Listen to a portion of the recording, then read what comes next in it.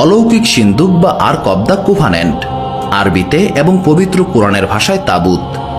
রহস্যময় এই সিন্দুকের ব্যাপারে মুসলিম, ইহুদি, খ্রিস্টান এই তিনটি ধর্মের অনুসারীরাই একমত যে এই সিন্দুকটির অস্তিত্ব রয়েছে এবং এটি অলৌকিক ক্ষমতা সম্পন্ন। মহান আল্লাহ তাআলার পক্ষ থেকে রহস্যময় এই সিন্দুকটি বনি ইসরায়েল সম্প্রদায়কে প্রদান করেছিলেন তাদের নবী হযরত মুসা আলাইহিস সালাম। কিন্তু সবচেয়ে বড় প্রশ্ন হচ্ছে, কোথায় আছে সেই রহস্যময় অলৌকিক সিন্দুকটি? কেন তাকে হাজার বছর ধরেও খুঁজে পাওয়া যাচ্ছে না? প্রতি শতাব্দীতেই হাজারো রহস্যভেদী মানুষ সেই সিন্দুকটির খোঁজ করছেন, কিন্তু পেয়েছেন বলে শোনা যায়নি। এখনও একদল রহস্য সন্ধানী মানুষ এই সিন্দুকটিকে হন্যে হয়ে খুঁজে বেড়াচ্ছেন। খ্রিস্টপূর্ব ৫ম শতাব্দীতে নবী মুসা আলাইহিস সালামের মৃত্যুর পর তার সান্নিধ্যধন্য নবী ইউশা বিন নুন আলাইহিস সালাম এই সিন্দুকটির তত্ত্বাবধান করতেন। তার মৃত্যুর পর বনি ইসরায়েল সম্প্রদায়ের পুরোহিতগণ এটিকে দেখাশোনা করতেন, কেননা এই সিন্দুকের অলৌকিক ক্ষমতা ছিল বলে তারা বিশ্বাস করতেন। তারা বিশ্বাস করতেন এই সিন্দুকটি সঙ্গে থাকলে কেউ তাদের পরাজিত করতে পারবে না এবং তারা সবার উপর বিজয় অর্জন করবেন। বেশ কিছু বছর ফিলিস্তিনিদের সঙ্গে যুদ্ধের সময় এই সিন্দুকটি তাদের হাতছাড়া হয়ে যায়। কিন্তু ফিলিস্তিনিরা এই সিন্দুকটিকে নিয়ে বিপদে পড়ে, কেননা যেখানেই এই সিন্দুকটিকে রাখা হতো তার আশেপাশে লোকজনের মধ্যে মহামারী প্লেগ ছড়িয়ে পড়ত। এইভাবে তারা বেশ কিছুদিন সিন্দুকটিকে বিভিন্ন স্থানে স্থানান্তরিত করে। একই ফল পাওয়া যায়, অনেক লোকের প্রাণহানি ঘটে। কোনো উপায় না দেখে তারা সিন্দুকটিকে একটি গরুর গাড়িতে করে অজানার উদ্দেশ্যে পাঠিয়ে দেয়। এরপর এটি বাদশাহ তালুতের হস্তগত হয়। তিনি একজন ন্যায়পরায়ণ বাদশাহ ছিলেন। পবিত্র কোরআনে তার এবং সিন্দুকটির বর্ণনা এসেছে।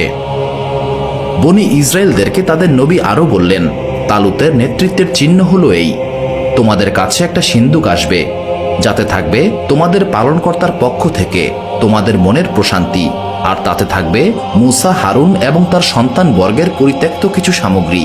সিন্দুকটিকে ফেরেশতারা বয়ে আনবে। তোমরা যদি ঈমানদার হয়ে থাকো তাহলে এতে তোমাদের জন্য নিশ্চিত পরিপূর্ণ নিদর্শন রয়েছে। সূরা বাকারা আয়াত 248। এরপর এই সিন্দুকটি হযরত দাউদ আলাইহিস সালামের হাতে আসে এবং তিনি তার পুত্র হযরত সুলাইমান আলাইহিস সালামকে এর তত্ত্বাবধানকারী নিযুক্ত করেন। হযরত সুলাইমান আলাইহিস সালামের নির্দেশে জেরুজালেমে তার উপাসনালয় নির্মাণের সময় এই সিন্দুকটি স্থাপন করেন এবং সুরক্ষার জন্য একটি বিশেষ স্থান তৈরি করেন।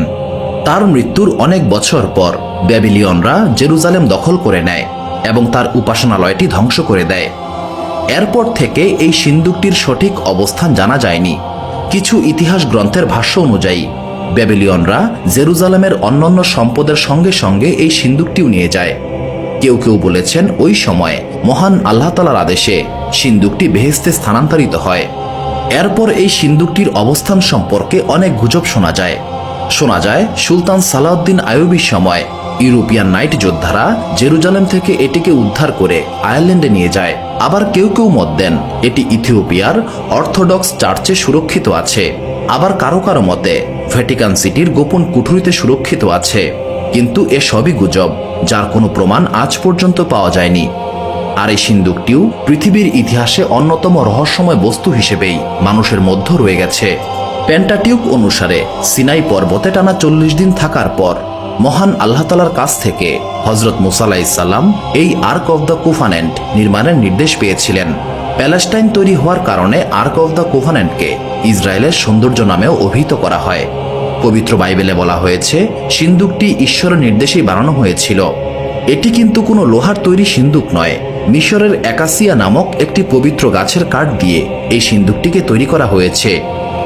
কাঠ দিয়ে তৈরি করা হলেও সোনা দিয়ে এই সিন্দুকটিকে মোড়ানো হয়। এটিকে বহন করার জন্য 2টি হাতল রয়েছে। নির্মাণের পর থেকেই বহু বছর ধরে ইহুদিরা এটিকে তাদের কাছে অতি যত্ন করে রেখেছিল।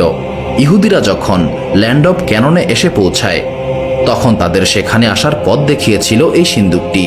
বলা হয় এই সিন্দুকের কারণেই জর্ডান নদী 2 ভাগ হয়ে রাস্তা করে দিয়েছিল তাদের জন্য। অবশ্য মুসলিম ধর্মশাস্ত্রবিদদের মতে আর্ক অফ কোভানেন্টের ইতিহাস ইসলামের সঙ্গেই বেশি সংযুক্ত।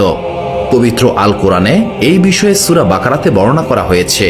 এই সিন্দুকটির অস্তিত্ব নিয়ে কারো মধ্যে কোনো দ্বিমত নেই।